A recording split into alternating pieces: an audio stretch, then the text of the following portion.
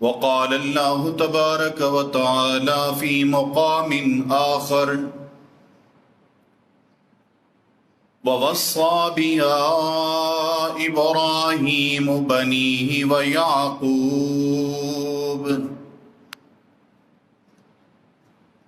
يا بني إن الله اصطفى لكم الدين فلا تموتن إلا وأنتم مسلمون اللهم صل على محمد وعلى آل محمد كما صليت على إبراهيم وعلى آل إبراهيم إنك حميد مجيد اللهم بارك على محمد وعلى آل محمد كما باركت على إبراهيم وعلى آل إبراهيم إنك حميد مجيد ربي اشرح لي صدري ويسر لي أمري واحلل عقدة من لساني يفقهوا قولي ربی زدنی علما ربی زدنی علما اللہم ربی زدنی علما۔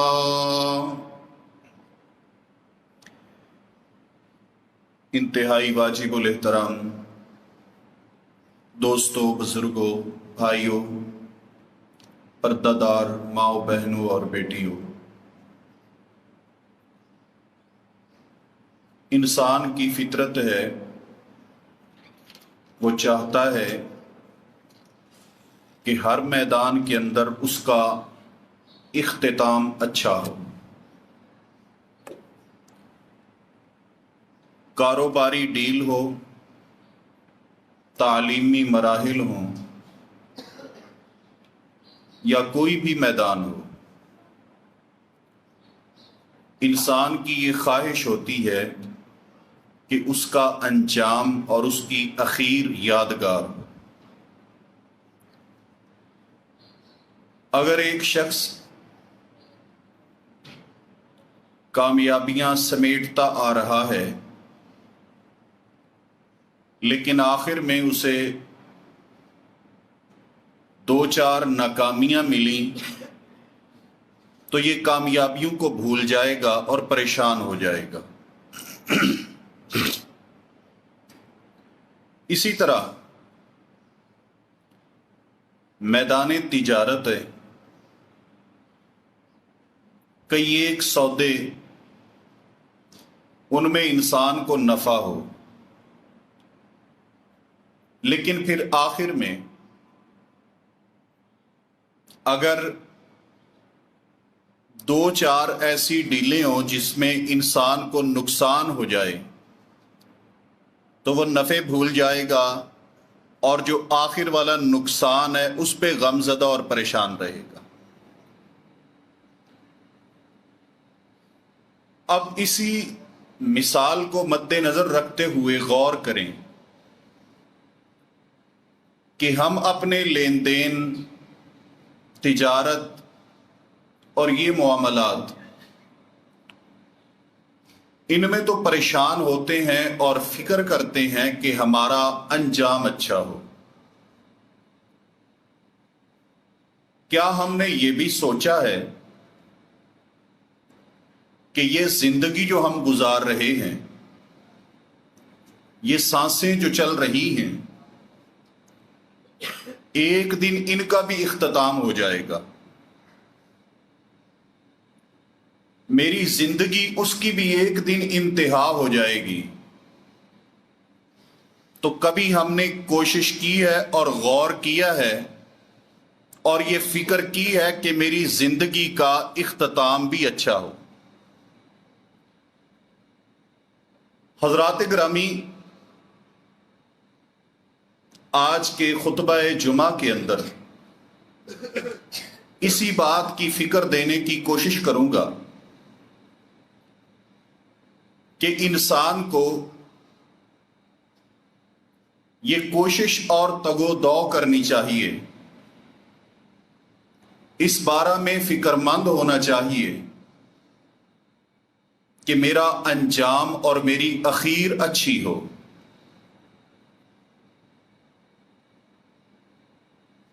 اچھے انجام، اچھا خاتمہ، اس کے متعلق حبیب کائنات صلی اللہ علیہ وآلہ وسلم کی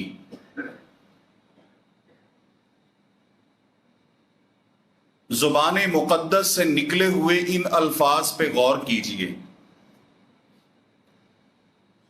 نبی کائنات تشریف فرما ہیں، رسول اللہ صلی اللہ علیہ وآلہ وسلم کے سامنے حج پہ آیا ہوا ایک شخص ہے۔ حجۃ الوداع کے موقع پر رسول کائنات صلی اللہ علیہ وسلم کے صحابہ نے تھوڑی دیر بعد ہی خبر دی کہ اے نبی کائنات صلی اللہ علیہ وسلم، وہ اعرابی وقصتہ ناقتہ اپنی اونٹنی سے گرا ہے، اور اونٹنی سے گرنے کے بعد اس کا منکا ٹوٹا، نبی کائنات وہ فوت ہو گیا ہے۔ اور کس سفر پہ ہے؟ حج کے سفر پہ۔ اے نبی کریم صلی اللہ علیہ وسلم، وہ شخص فوت ہو گیا۔ آپ علیہ الصلاۃ والسلام نے صحابہ کرام کو حکم دیا، فرمایا اب سنو، وہ فوت ہوا ہے، جب تم نے اس کے کفن دفن کے معاملات کرنے ہیں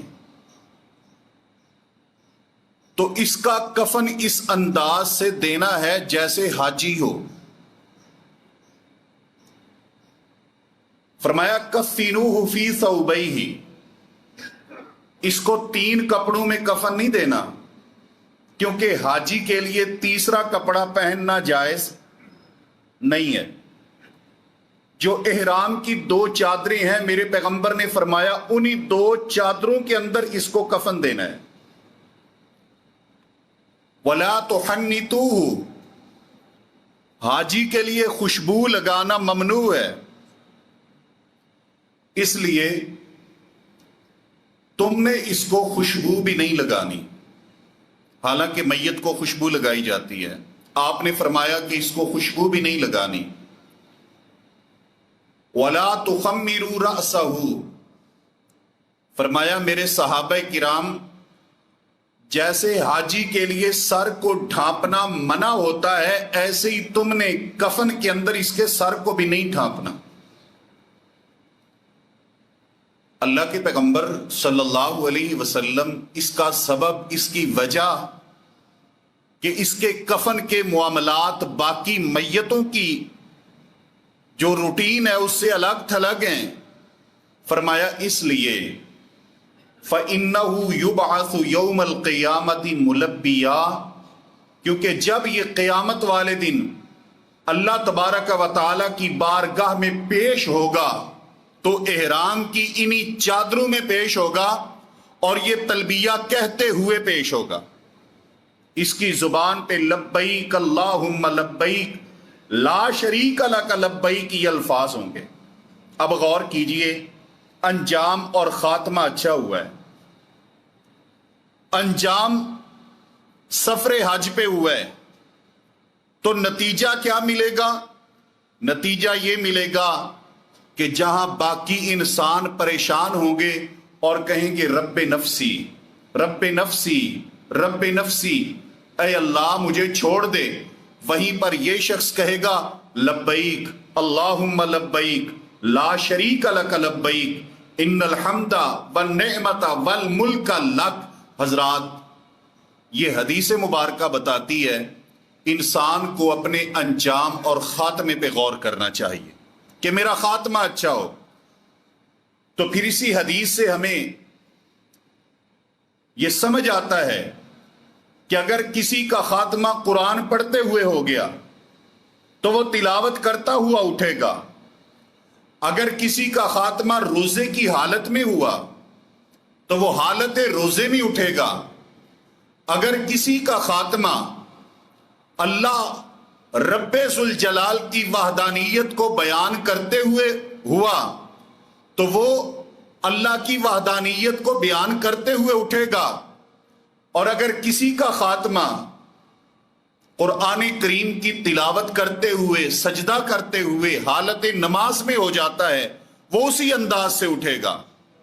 اور اگر انجام کسی کا برا ہوا، خاتمہ برا ہوا، تو رسول اللہ صلی اللہ علیہ وسلم کی وہ حدیث بھی سن لیجئے. آپ نے فرمایا اگر کسی شخص نے خودکشی کی، اپنے آپ کو چھرا مارا اور مر گیا، یا زہر پیا اور مر گیا، فرمایا میدان معاشر میں جب یہ بندہ اٹھے گا زہر کی وہ بوتل اس کے ہاتھ میں ہوگی، پیتا رہے گا اور مرتا رہے گا. اور اگر اس نے اپنے آپ کو کسی تیز دھار آلے سے ختم کیا ہوگا، اپنے آپ کو وہی تیز دھار آلہ مارتا رہے گا. چھرا ہے تو وہ مارتا رہے گا، خنجر ہے وہ مارتا رہے گا، گولی ہے تو وہ مارتا رہے گا. اور اگر کسی بلندی سے گرا تو بلندی سے گرتا رہے گا.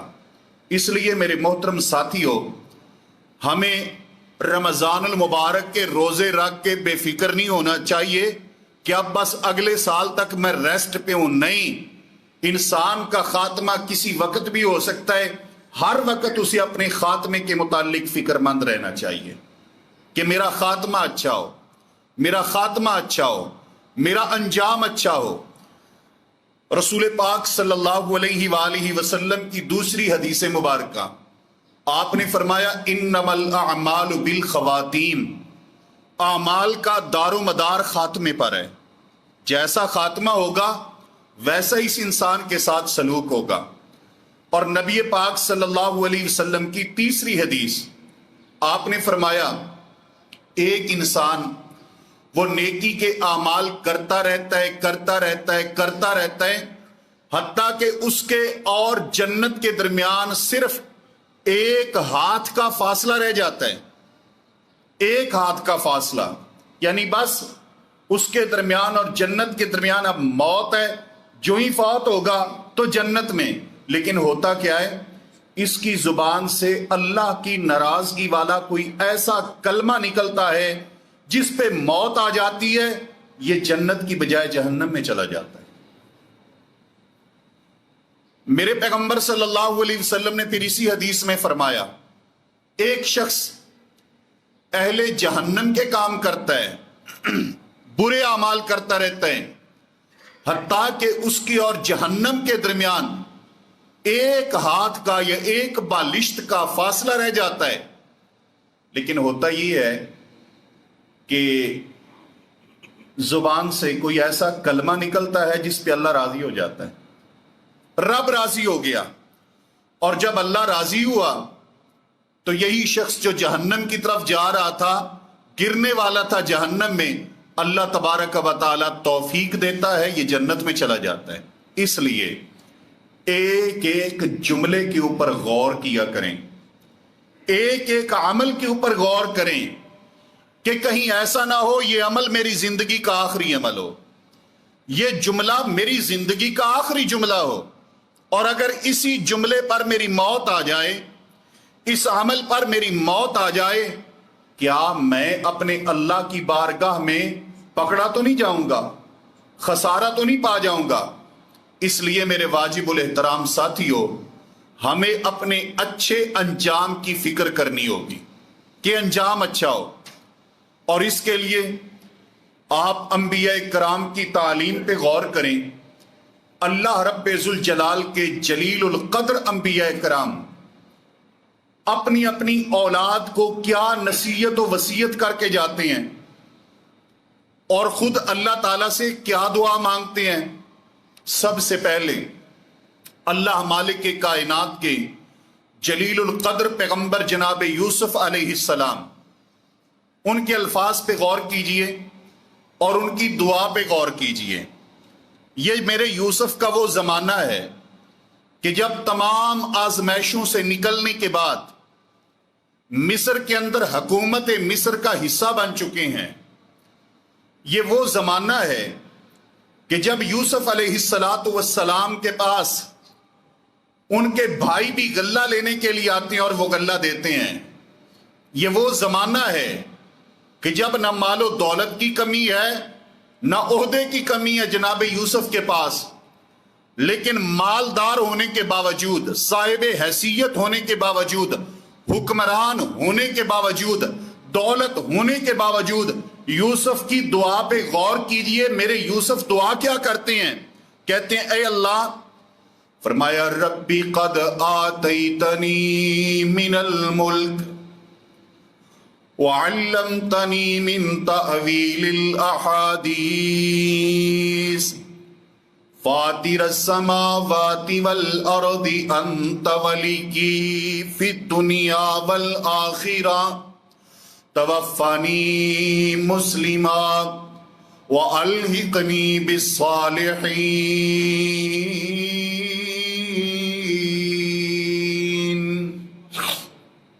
جناب یوسف علیہ السلام فرماتے ہیں اے پروردگار عالم، یہ تیرا کرم ہے، یہ تیرا فضل ہے، یہ تیرا انعام ہے میری ذات کے اوپر میرے الہ العالمین۔ ربی قد آتیتنی من الملکی، اے اللہ تو نے مجھے ملک عطا فرمایا، بادشاہت عطا فرمائی۔ اے میرے خالق کائنات، دنیا کے اعتبار سے تو نے میرے اوپر یہ انعام فرمایا ہے، اور علم کے اعتبار سے اے میرے الہ العالمین تو نے میرے اوپر یہ انعام کیا کہ وَعَلَّمْتَنِي مِن تَأْوِيلِ الْأَحَادِيثِ، اے میرے خالق کائنات تو نے مجھے خوابوں کی تعبیر سکھلائی ہے، خوابوں کی تعبیر کا علم دیا ہے۔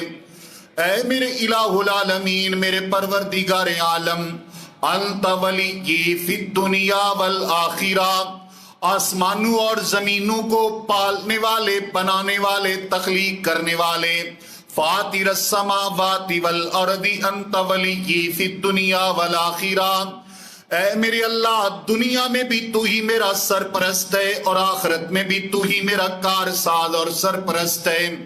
اے میرے پروردگار عالم، اے میرے خالق کائنات، یہ میرے اوپر تیرے انعام ہوئے ہیں۔ یہاں پر دو انعامات کا ذکر ہے۔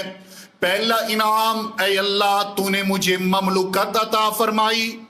یہ کوئی چھوٹی سی بات تو نہیں ہے نا، معمولی بات تو نہیں، حکومت کا حصہ بنایا، حکومت عطا فرمائی، ملک عطا فرمایا، اور دوسرا کیا عطا فرمایا؟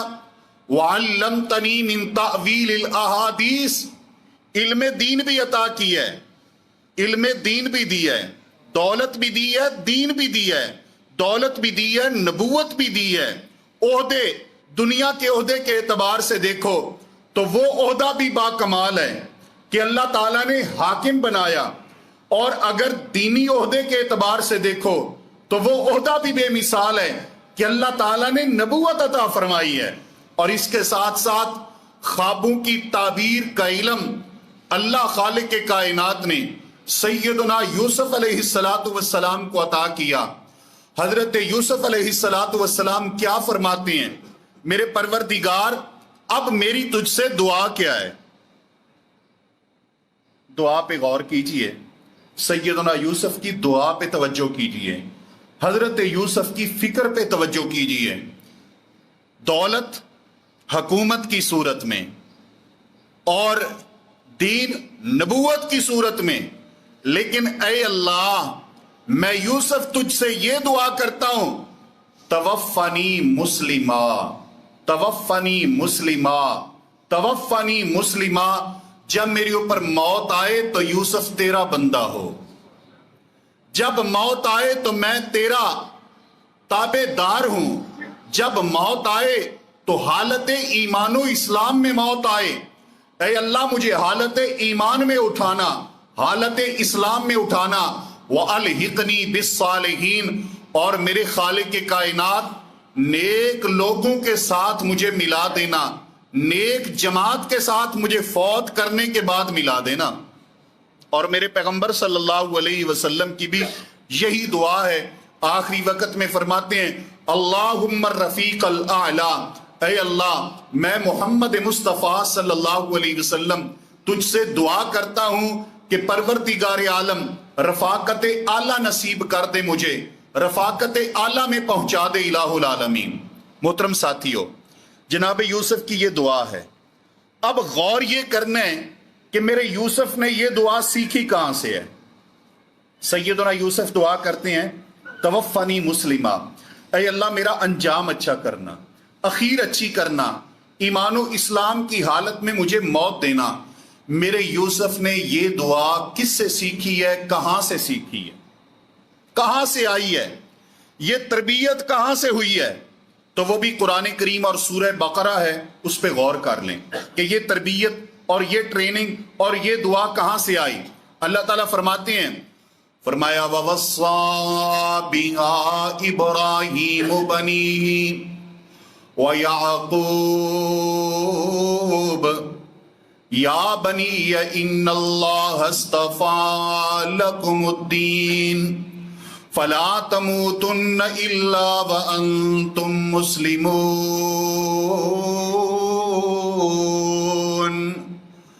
अल्लाह खालिक के कायनात फरमाती हैं, कुरान करीम सूरह बकरा, फरमाया यही वसीयत की जनाब इब्राहीम ने और यही वसीयत की जनाब याकूब ने।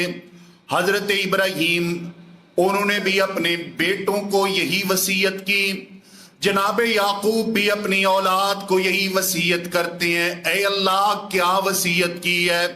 फरमाया ऐ मेरी औलाद, ऐ मेरे बेटो, इन्नल्लाह अस्तफा लकुमुद्दीन, अल्लाह ताला ने तुम्हारे लिए दीन का इंतखाब किया है। अल्लाह ने तुम्हारे लिए दीन का इंतखाब किया। ये किसने फरमाया? जनाब इब्राहीम ने अपनी औलाद को फरमाया, ऐ मेरी औलाद, अल्लाह ने तुम्हारे लिए दीन का इंतखाब किया है। और हजरत इब्राहीम के बेटे कौन हैं? सैयदना इस्माइल हैं, सैयदना इसहाक हैं, और फिर सैयदना इसहाक की आगे औलाद में सैयदना याकूब हैं। यही वसीयत आगे याकूब चलाते हैं अपने औलादों को, अपने बच्चों को, अपने बेटों को। और क्या कहते हैं? इन्नल्लाह अस्तफा लकुमुद्दीन, अल्लाह ने तुम्हारे लिए दीन का इंतखाब किया है। क्या मतलब है? कि ये इंतखाब इतना हसीन है, ये इंतखाब इतना प्यारा है, ये इंतखाब इतना अजीम है, ये इंतखाब इतना खूबसूरत है, जिस पे अंबिया कराम भी फख्र कर रहे हैं कि हमारी औलादो, हमें इस बात के ऊपर नाज है कि अल्लाह ताला ने हमारी औलादों के लिए दीन का इंतखाब किया है।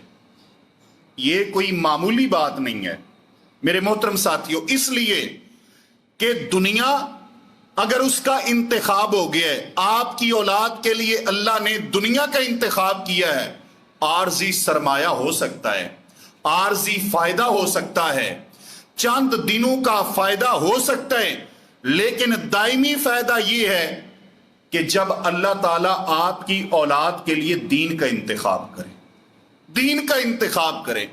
अभी मैं अपनी बात थोड़ी सी इशारतन आपको करता जाऊं, इसलिए कर रहा हूं कि इसलिए इसमें आपके लिए एक पैगाम है, एक फिक्र है। मेरे वालिद मोहतरम अभी फौत हुए, तो बहुत सारे साथी मुझे ये कह रहे थे कि उनके लिए दुआओं का यही खजाना काफी है कि आप उनके बेटे एक दीन पे चले हुए हैं। ये आप लोगों का हुस्न ज़न है, हुस्न नजर है, वरना हम तो एक कमजोर और नकारा से इंसान है। लेकिन बहरहाल जो आपकी बात है, मैं उसी की तरफ आपकी तवज्जो दिलाऊंगा कि आप अमल करेंगे, आप गुफ्तगू करेंगे, आप दीन की तबलीग करेंगे, उनका सदका जारिया जारियो सारी रहेगा। मेरे मोहतरम साथियों, मैं यहां पे आपको इतनी दावत देता हूं कि अगर मेरे मुतालिक आप ये बात करते हैं तो फिर अपने मुतालिक भी आप यही गौर करें ना, अपने मुतालिक भी आप ये सोचें कि हम भी अपने कम अज कम एक बच्चे को, अपनी नस्ल में से किसी एक को तो दीन की राह पे चलाएं, ताकि हमारे लिए भी दुआओं के दरवाजे खुले रहें, हमारे लिए नेकी के दरवाजे खुले रहें, हमारे लिए फौत होने के बाद अल्लाह खालिक के कायनात ہمارے لیے ثواب کا اور اجر کا سلسلہ جاری رکھے۔ یہ کو کسی کی جاگیر اور میراث تو نہیں ہوتی کہ پروردگار عالم نے کسی ایک خاندان میں دینی ہو اور اللہ تعالیٰ نے باقیوں پر پابندی لگا دی ہو۔ نہیں، اگر پابندی نہیں تو اپنی زندگی میں اپنے بچوں کو کم از کم ایک بیٹے کو تو آپ دین کے لیے وقف کریں، اپنی اولاد میں سے کسی ایک کو تو دین کے لیے وقف کریں، کہ جہاں پر آپ کے بچے آپ کے بعد سرمایہ جمع کر رہے ہوں گے، کوئی ایک تو ہوگا جو آپ کے لیے نیکیاں جمع کر رہا ہو، جو آپ کے لیے آخرت جمع کر رہا ہو، جو آپ کے لیے چھٹکارے کا سبب اور ذریعہ ہو۔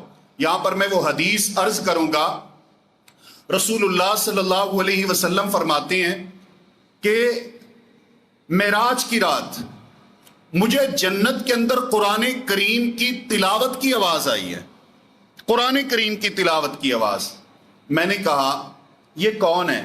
فرمایا یہ حارثہ بن نعمان ہے رضی اللہ تعالیٰ عنہ، اور یہ وہ بندہ ہے جو اپنی ماں کے ساتھ حسن سلوک کیا کرتا تھا، جس کی وجہ سے اللہ تعالیٰ نے اس کو یہ اجر عطا کیا ہے کہ جنت کے اندر بھی پروردگار اس کی قرآن کی تلاوتیں سنا رہا ہے۔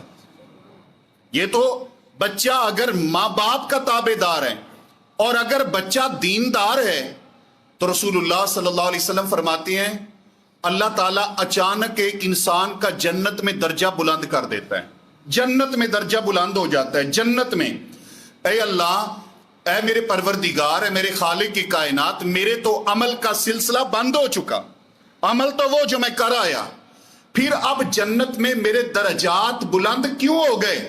میں نے ایسا کیا کیا؟ تو اللہ تعالیٰ فرماتے ہیں بدعائی ولدک الصالح، تیرا نیک بیٹا تیرے لیے دعا کر رہا ہے، میں نے یہاں درجات بلند کر دی۔ نیک بچہ، اس لیے اگر آپ کا بچہ کچہری میں بیٹھ کر وکالت کرے گا اس سے درجات بلند نہیں ہوتے، اگر جج بن کے فیصلے کرے گا اس سے بھی ماں باپ کی درجات کی بلندی نہیں ہے۔ حتیٰ کہ اگر پاکستان میں سب سے بڑا منصب وزارت عظمیٰ ہے، اگر کسی کو وزارت عظمیٰ مل جاتی ہے، وہ وزیر اعظم بن جاتا ہے، وہ ممکن ہے اپنی دنیا تو سنوار لے، لیکن اس سے بھی باپ کے درجات میں ماں کے درجات میں فرق نہیں پڑتا، بلندی نہیں ہوتی۔ لیکن اگر آپ کا بچہ قرآن کا قاری ہے، قرآن کا حافظ ہے، دین کو سیکھنے والا ہے، اللہ کی قسم کچی زمین پر بیٹھ کر بھی اگر وہ ایک حرف پڑھے گا، جیسے اس کو 10 نیکیاں مل رہی ہیں ویسے فوت ہونے کے بعد باپ کو بھی مل رہی ہیں، باپ کو بھی مل رہی ہیں۔ اور اس پر ہم سب کا ایمان ہے، سب کا ایمان ہے، میرا بھی یقین ہے، جتنے لوگ آپ بیٹھے ہیں آپ کا بھی ایمان ہے اور یقین ہے۔ پھر جب اللہ تعالیٰ کی طرف سے ماں باپ کی نجات کے لیے، چھٹکارے کے لیے اللہ نے علم دین کے راستے کو منتخب کر دیا ہے، تو پھر کیا وجہ ہے کہ ہم اپنے بچوں کو اداروں کا رخ کیوں نہیں کرواتے، دین کی طرف کیوں نہیں لے کے آتے؟ میرے محترم ساتھیوں، اداروں میں اس وقت مدارس میں، حفظ میں، کتب میں داخلے جاری ہیں، اس لیے کم از کم ایک بچہ اسے ضرور آپ دین کی طرف لے کے آئیے۔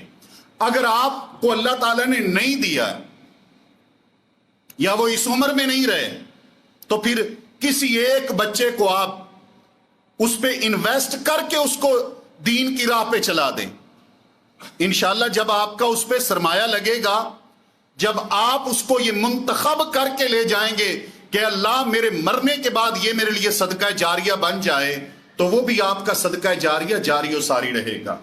لیکن اولاد اگر وہ آپ کی دین کے راہ پہ چل پڑی ہے اور آپ نے دین کی شعور اور تمیز انہیں دے دی ہے، تو رب ذوالجلال کی قسم ہے یہ تو مرنے کے بعد آپ کے نیکیوں کی سیل جاری و ساری ہے آپ کے لیے۔ فرمایا سیدنا ابراہیم اپنی اولاد کو کیا کہتے ہیں؟ ان اللہ اصطفیٰ لکم الدین، اللہ نے تمہارے لیے دین کا انتخاب کیا ہے، یہ تمہاری خوش قسمتی ہے، یہ خوش بختی ہے میری اولاد۔ اور جناب یعقوب بھی یہی کہتے ہیں کہ ان اللہ اصطفیٰ لکم الدین، اللہ نے تمہارے لیے دین کا انتخاب کیا، اب کرنا کیا ہے؟ فلا تموتن الا وانتم مسلمون، موت آئے تو اس حال میں آئے کہ تم اللہ کے مطیع اور فرما بردار بندے ہو۔ اس کے فرما بردار ہو، اس کی فرما برداری میں موت آئے، اللہ تبارک و تعالیٰ کی بندگی اور اطاعت میں موت آئے۔ اب یہ بھی پتہ ہے کہ ہمیں کوئی موت بتا کے تو نہیں آئے گی کہ میں آ رہی ہوں، کسی وقت بھی آ سکتی ہیں، لہذا انسان کا ہر وقت اور ہر ٹائم ہی ایسا ہونا چاہیے اسے یقین ہو کہ اگر میری موت آ گئی تو میرا اللہ مجھے سرخرو فرمائے گا۔ میں عرض کر رہا تھا کہ جناب یوسف دعا کرتے ہیں تو یہ دعا سیدنا یوسف علیہ السلام نے سیکھی کہاں سے ہے، کہاں سے آئی؟ سیدنا یوسف کی دعا توفنی مسلمہ، اے اللہ مجھے اسلام ایمان کی حالت میں وفات دینا، یہ دعا کہاں سے آئی؟ یہ دعا اپنے بابا یعقوب سے سیکھی ہے۔ یعقوب نے کہاں سے سیکھی؟ جناب اسحاق سے سیکھی ہے۔ اور سیدنا اسحاق نے کہاں سے سیکھی؟ ووصّا بہا ابراہیم، انہوں نے اپنے والد ابراہیم سے سیکھی ہے۔ یعنی باپ جو نصیحت اور جو خیر کی بات بتاتا ہے وہ نسل در نسل جاری و ساری رہتی ہے، آگے نسلیں ایک دوسری کو سکھاتی رہتی ہیں۔ اور اگر باپ ہی اولاد کے لیے اچھائی کی بجائے برائی کا نمونہ ہو تو اولاد نے برائی کی طرف ہی جانا ہے۔ اگر باپ کو نشہ کرتے ہوئے دیکھے گی اولاد تو وہ نشے کی ایکٹنگ کرے گے، پریکٹس کریں گے۔ اور اگر باپ کو وہ دین کی طرف اور مسجد کی طرف اور نماز کی طرف اور تلاوت کی طرف جاتا ہوا دیکھیں گے تو وہ تلاوت کی طرف اور دین کی طرف اور نماز اور مسجد کی طرف آئیں گے۔ اس لیے ہر باپ کو یہ ضرور غور کرنا ہوگا کہ میں جو برائی کر رہا ہوں یا اچھائی کر رہا ہوں اپنے لیے تو کر رہا ہوں، لیکن میں کئی اور لوگوں کے لیے بھی نمونہ بن رہا ہوں۔ اب اچھائی کا نمونہ بننا ہے یا برائی کا نمونہ بن رہے ہیں، یہ خود غور کریں۔ محترم ساتھیو، اللہ رب ذوالجلال کے پیغمبر جناب محمد مصطفیٰ صلی اللہ علیہ وآلہ وسلم کی حدیث مبارکہ آپ نے فرمایا انما الاعمال بالخواتیم، اعمال کا دار و مدار خاتمے پر ہے، لہٰذا کوئی پتہ نہیں کب خاتمہ ہو جائے۔ جب علم کوئی نہیں ہے تو ہمیں ہر وقت ہر ٹائم ایسے جملے اور ایسے عمل سے بچنا ہوگا جو ہماری بربادی کا باعث بن جائے۔ اس لیے رسول اللہ صلی اللہ علیہ وسلم نے فرمایا من کان یؤمن باللہ والیوم الآخر فلیقل خیرا او لیصمت، جو بندہ اللہ پر ایمان رکھتا ہو اور آخرت پر ایمان رکھتا ہو تو اس شخص کو چاہیے کہ وہ جب بھی بات کرے خیر کی بات کرے، اچھی بات کرے یا خاموش رہے۔ کیوں خیر کی بات کرنی ہے؟ اس لیے ایک تو اس کا دنیا میں نفع اور فائدہ ہوگا، اور دوسرا یہ ہے کہ اگر خیر کی بات پہ اس کا اختتام ہوا تو چھٹکارا ہو جائے گا، اور اگر بری بات پہ اختتام ہوا تو پکڑا جائے گا۔ محترم ساتھیو، اس اچھے انجام کی انسان قیمت دیکھے، اچھے انجام کی قیمت غور کرے کہ یہ کتنی عظیم چیز ہے۔ اللہ تبارک و تعالیٰ کے پیغمبر جناب موسیٰ علیہ السلام نبوت و رسالت لے کر فرعون کے دربار جا پہنچے۔ فرعون کو چند معجزات سیدنا موسیٰ نے دکھائے کہ یہ ایمان لے آئے، لیکن جس کے نصیب اور مقدر میں ہدایت نہ ہو وہ کہنے لگا کہ یہ معجزات نبوت نہیں بلکہ یہ تو جادوگری ہے، معجزے کو جادو کہنے لگا۔ پھر کہنے لگے اس کے جو حواری درباری مزاری بیٹھے ہوئے تھے کہ اے موسیٰ علیہ السلام ایسے کرتے ہیں کہ ہم مقابلہ کرواتے ہیں موسیٰ کا، ہم اپنے جاننے والے اور شہر بھر کے علاقے بھر کے جو بہترین قسم کے جادوگر ہیں ان کو بلاتے ہیں اور مقابلہ کرواتے ہیں سیدنا موسیٰ علیہ السلام کا۔ اللہ تعالیٰ فرماتے ہیں کہ جادوگر موسیٰ علیہ السلام کے کہنے پر فرعون کے کہنے پر آ گئے جناب موسیٰ کا مقابلہ کرنے کے لیے۔ جب آتے ہیں تو سیدنا موسیٰ علیہ السلام کے مقابلے میں آنے والے جادوگر فرعون کو کیا کہتے ہیں کہتے ہیں فرعون کو، کہتے ہیں اِنَّ لَنَا أَجْرًا إِنَّ لَنَا لَأَجْرًا إِن كُنَّا نَحْنُ الْغَالِبِينَ۔ اے فرعون یہ بتا، اگر ہم جیت گئے، جادوگر آ رہے ہیں جناب موسیٰ کا مقابلہ کرنے کے لیے، اور کیا کہتے ہیں کہ اے موسیٰ، اے فرعون، اگر ہم جناب موسیٰ کا مقابلہ کرتے ہیں، ہم جیت جاتے ہیں، غالب آ جاتے ہیں، تو یہ بتا ہمیں کچھ ملے گا؟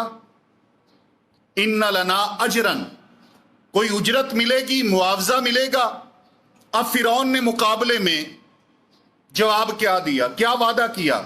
کہنے لگا سنو، قال نعم وَإِنَّكُمْ لَمِنَ الْمُقَرَّبِينَ، کہنے لگا ہاں، معاوضہ بھی ملے گا، دولت بھی ملے گی، اور اس کے ساتھ ساتھ میں تمہیں اپنے قریبی لوگوں میں رکھوں گا، عہدہ بھی ملے گا۔ کتنی چیزیں؟ دو چیزوں کا وعدہ کر رہا ہے فرعون، دولت کا بھی اور عہدے کا بھی، دونوں چیزیں ملیں گی۔ جادوگروں کو کہا لیکن شرط کیا ہے کہ موسیٰ علیہ السلام کو شکست دینی ہے تم نے، دو چیزیں ملیں گی، عہدہ بھی ملے گا اور دولت بھی ملے گی۔ اور یہ کس کے دربار سے عہدہ اور دولت ملنی ہے؟ فرعون کے دربار سے۔ وہ کتنا بڑا حکمران ہوگا، آجل امریکہ تے شاہی کوئی نہیں، کتنا بڑا ہوگا، اپنے آپ کو معبود کہتا تھا، اور اس کے جو وزیر تھے، مشیر تھے، ان کے خزانوں کی چابیاں اٹھانے کے لیے ایک جماعت ہوتی تھی۔ یہ کتنا دولت مند ہوگا؟ پھر ظاہر ہے جو عہدہ ملنا ہے اور جو دولت ملنی ہے وہ اسی حساب سے ملنی ہے۔ تو کہنے لگا ہاں ملے گا، عہدہ بھی ملے گا اور دولت بھی ملے گی۔ اب یہ آگئے جناب موسیٰ علیہ السلام سے مقابلہ کرنے کے لیے۔ قالوا یا موسیٰ اما ان تلقی و اما ان نکون نحن الملقین قال القوا فلما القوا سحروا اعین الناس واسترهبوهم وجاءوا بسحر عظیم۔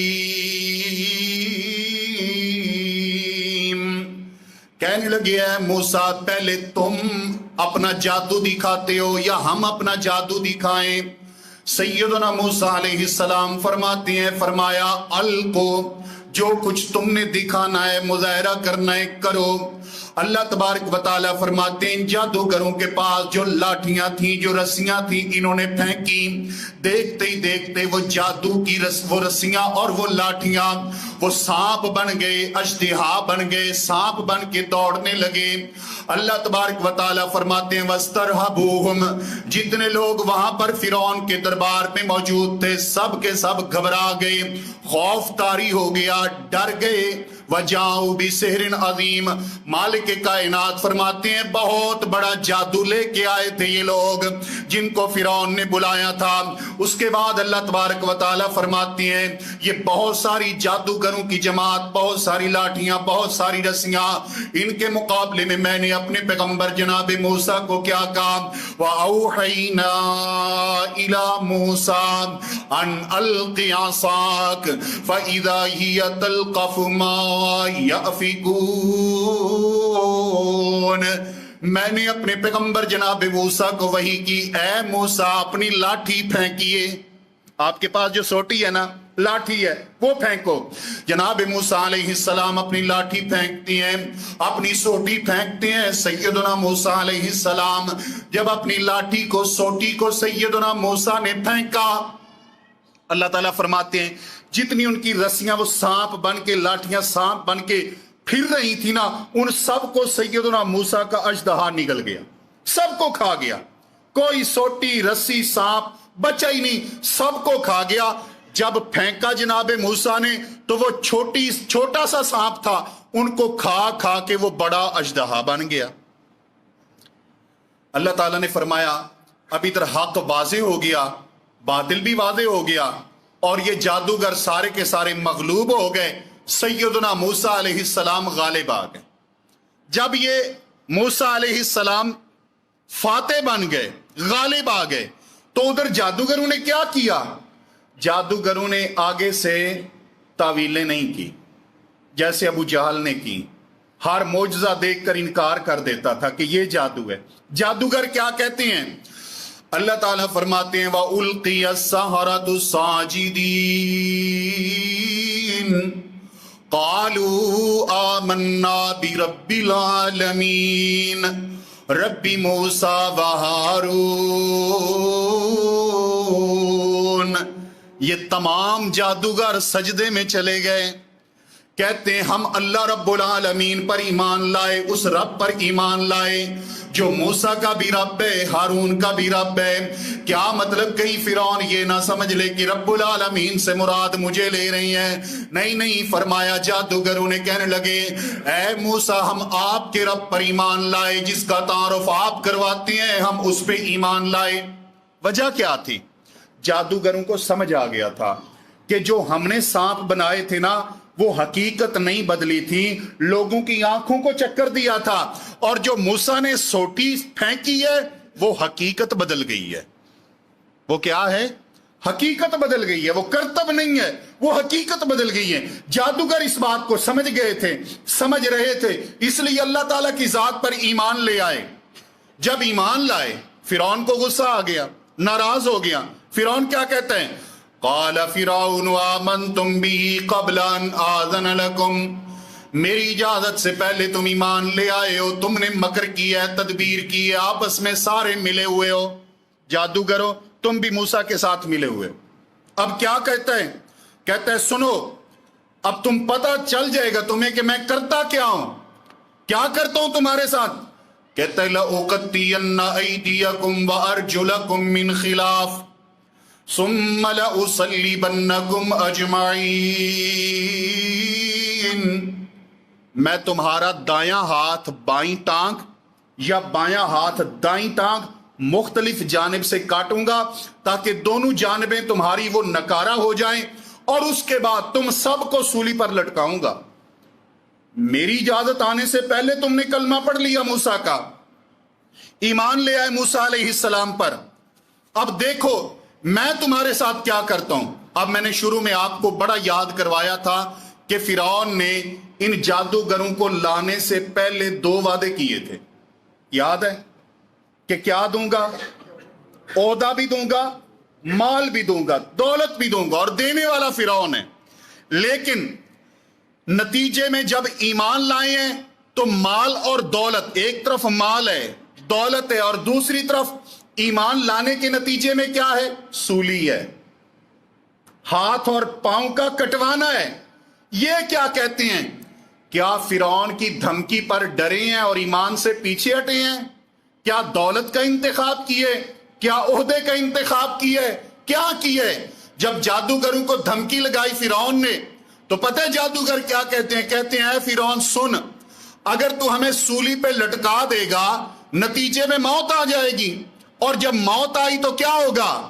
کہنے لگے اِنَّا إِلَىٰ رَبِّنَا مُنْقَلِبُونَ، ہمیں یقین ہے کہ موت کے بعد تو ہماری رب سے ملاقات ہو جائے گی، اللہ سے ملاقات ہو جائے گی. یعنی جب بندے کے پاس ایمان ہو اور خاتمہ خیر پر ہو، اچھائی پر ہو، تو وہ گھبراتا نہیں ہے، پریشان نہیں ہوتا، بلکہ وہ خوشی خوشی اس سفر پہ جاتا ہے. اور کہنے لگے اب سن وَمَا تَنْقِمُ مِنَّا إِلَّا أَنْ آمَنَّا بِآيَاتِ رَبِّنَا لَمَّا جَاءَتْنَا. اے فرعون تو اس وجہ سے ناراض ہے کہ ہم اپنے رب کی نشانیاں دیکھنے کے بعد اس پہ ایمان لے آئے. پھر اللہ تبارک و تعالیٰ سے مخاطب ہوتے ہیں. پہلے فرعون سے مخاطب ہوئے، کہنے لگے تو سولی پہ لٹکا. قرآن کا دوسرا مقام فَقْضِ مَا أَنْتَ قَاضٍ، اے فرعون تو جو کرنا چاہتا ہے کر، ہم اپنے رب کی طرف لوٹ کے جائیں گے. پھر اللہ تبارک و تعالیٰ سے مخاطب ہو کے کیا کہتے ہیں؟ فرمایا ربنا افرغ علینا صبرا وتوفنا مسلمین. اے اے اللہ ہمارا انجام اچھا کرنا، ہمیں موت دینا ایمان کی حالت میں دینا، اسلام کی حالت میں دینا۔ اے خالق کائنات یہ آزمائش بہت بڑی ہے میرے پروردگار، تکلیف بہت بڑی ہے کہ ہاتھ بھی کاٹے گا پاؤں بھی کاٹے گا۔ اے اللہ تکلیف بہت بڑی ہے کہ سولی پہ بھی لٹکائے گا، لیکن پروردگار عالم ہمارا ایمان و یقین ہے کہ ہم نے ایمان نہیں چھوڑنا، کلمہ نہیں چھوڑنا، تیری وحدانیت کو نہیں چھوڑنا، سولی قبول کریں گے، لٹکنا قبول کریں گے، کٹنا قبول کریں گے۔ لیکن اے الہ العالمین تیری ذات سے ایک دعا ہے، ربنا افرغ علینا صبرا، اے اللہ تو ہمیں صبر کی توفیق دینا، صبر کی توفیق دینا۔ دعا سن لیں کتنی پیاری ہے میرے محترم ساتھیوں۔